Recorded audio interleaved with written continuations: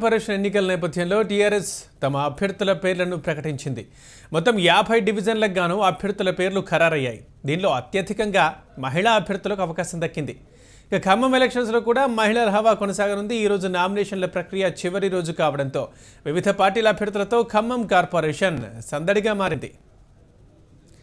Khammam corporation ఎన్నికల్లో నామినేషన్ల దాఖలు చివరి రోజు మహిళా అభ్యర్థులతో సందడిగా మారింది. మొత్తం 50 డివిజన్లలో 25 డివిజన్లు మహిళలకే రిజర్వ్ కావడంతో ఈసారి ఎన్నికల్లో పోటీ చేసేందుకు మహిళలు ఉత్సాహం చూపుతున్నారు. ఖమ్మం కార్పొరేషన్ కార్యాలయం వద్ద భారీ ప్రదర్శనగా వచ్చి నామినేషన్లు దాఖలు చేస్తున్న మహిళా అభ్యర్థులతో reporter Nagender face to face. Khammam కార్పొరేషన్లో నామినేషన్ల పర్వంతో కోలాహలం మొదలైంది.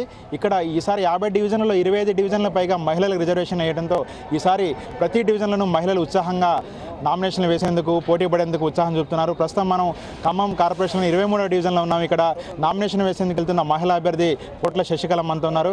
ఆమె ఈ ఉత్సాహంగా ఈ రాజకీయాలు ఎందుకు పాల్గొంటున్నారు, ఇక్కడ నామినేషన్లు వేసేందుకు మహిళలు ఈసారి ఎందుకు ముందుకు వస్తున్నారు ఆమె తెలుస్తుంది. చెప్పండి, ఈసారి మహిళలు ఎక్కువ శాతం మంది రాజకీయాలకు వస్తున్నారు, ఈరోజు పోటీ కూడా ఉత్సాహపడుతున్నారు, దీనికి కారణం ఏమనుకుంటారు? మహిళా సమస్యలు తెలుసు కాబట్టి వారి సమస్యలు పరిష్కరించడం కోసం ముందుకు వచ్చానండి.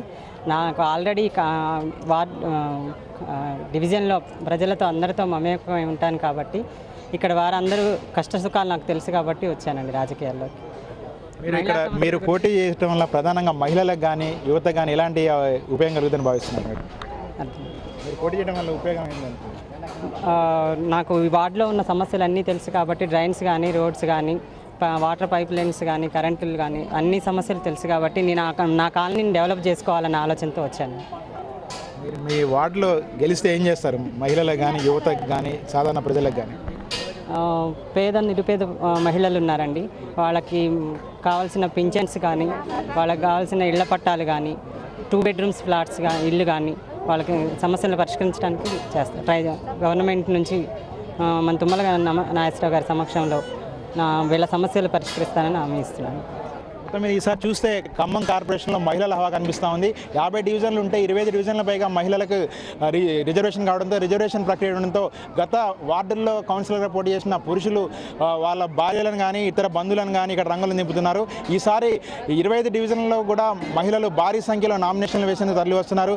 ముఖ్యంగా ఈరోజు ఒక్కరోజే ఈ 25 డివిజన్లలో దాదాపు 100 మంది పైగా మహిళలు ఇక్కడ నామినేషన్లు వేసేందుకు ఖమ్మం కార్పొరేషన్ వద్ద చేరుకోవడంతో ఒక మహిళా సంబరం కనిపిస్తూ ఉంది.